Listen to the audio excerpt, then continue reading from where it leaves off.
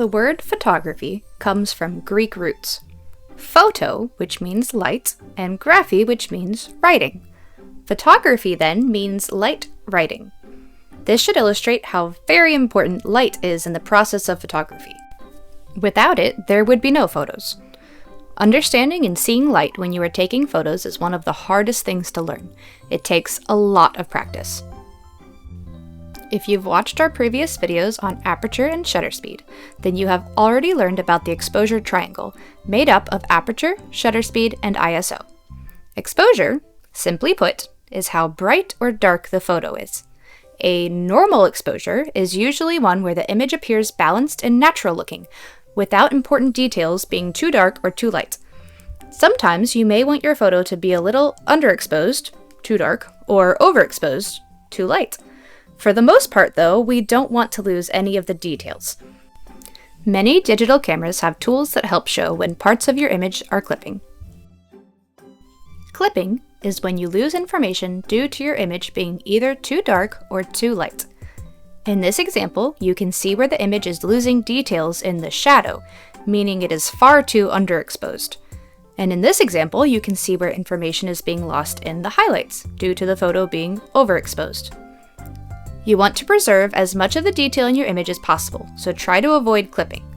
However, there is room for personal preference when it comes to how light or how dark your photo is. Some photos might look better with what we call low-key lighting, which is dark and moody, while others prefer high-key lighting, which is bright and clean. Shooting in RAW format versus JPEG can preserve more detail in shadows and highlights, giving you more flexibility when editing exposure later.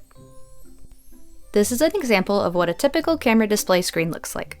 Each camera is going to be different, so it may be helpful to look up a user manual for your camera to locate each item. The exposure measurement here is represented by these numbers here. When your camera is in aperture priority mode, shutter speed priority mode, or automatic, it will try to expose for the middle of this scale to achieve a normal or true-to-life exposure. If you do not want your photo to be exposed normally, you can set the exposure to one of these numbers. The negative side will get you a darker exposure, and the positive side will be lighter. Look up in your camera's manual how to adjust the exposure. On most cameras, it is a wheel that you use to scroll the exposure up and down. A histogram is a graphical representation of the pixels exposed in your image. The left side represents the shadows, and the right side represents the highlights. The middle is the midtones. The height of the peaks represents how many pixels in the image fall into that brightness range. A balanced histogram often avoids heavy clipping on either side, but there is no single perfect histogram shape. The ideal histogram depends on the scene and your preference. Have you ever heard the term HDR? HDR stands for High Dynamic Range. HDR helps when the scene you are photographing has a lot of contrast, meaning lots of dark shadows and lots of bright spots. Sometimes, in order to properly expose the light parts of your photo, the dark parts will be extremely underexposed. And to properly expose for the dark parts of the photo, the light parts will be blown out. To make an HDR photo, you take 3 different photos of the exact same scene, an underexposed one, a normally exposed one, and an overexposed one.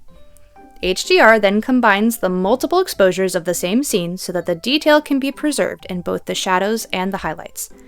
Many cameras have a setting that allows you to do this easily. You can also do this in Photoshop, which allows you to choose which areas from each photo are shown. Did you know that light can be different colors?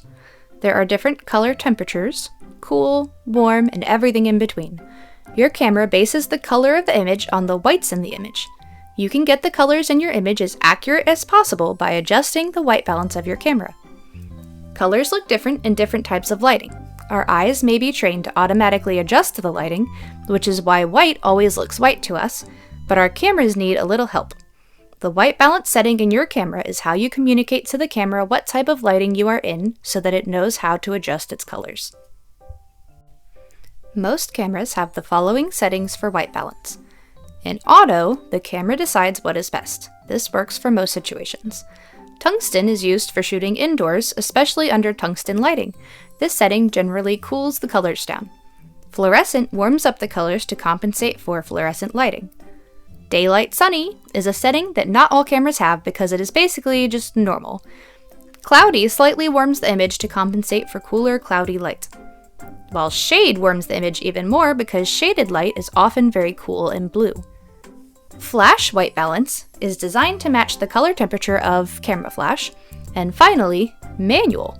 If you're going to be in a place where the lighting will not change, manual is very useful. Custom white balance allows you to set an accurate white balance using a gray or white reference object under your current lighting.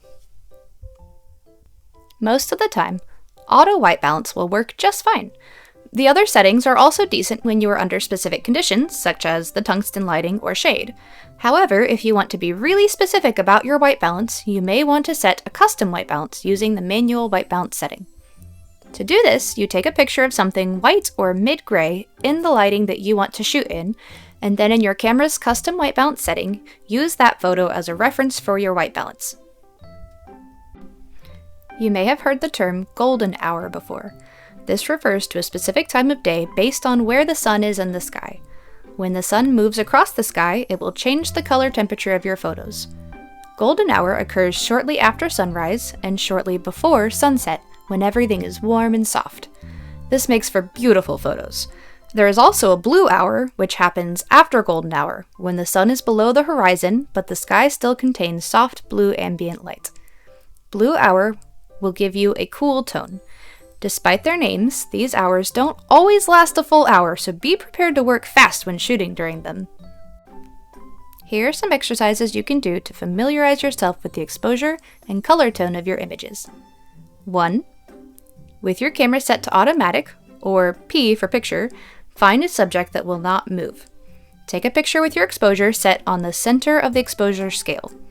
Then take one with the exposure set at +1, +2, +3, -1, -2, and -3. Compare the photos to see how much a full step up and down changes the exposure of your photo. Number 2, keep your camera set to automatic. With another stationary subject, take a photo using each of your camera's white balance settings to compare how each affects the color tone of the image. Let us know in the comments if you have any questions about exposure or color tones, and thanks for watching.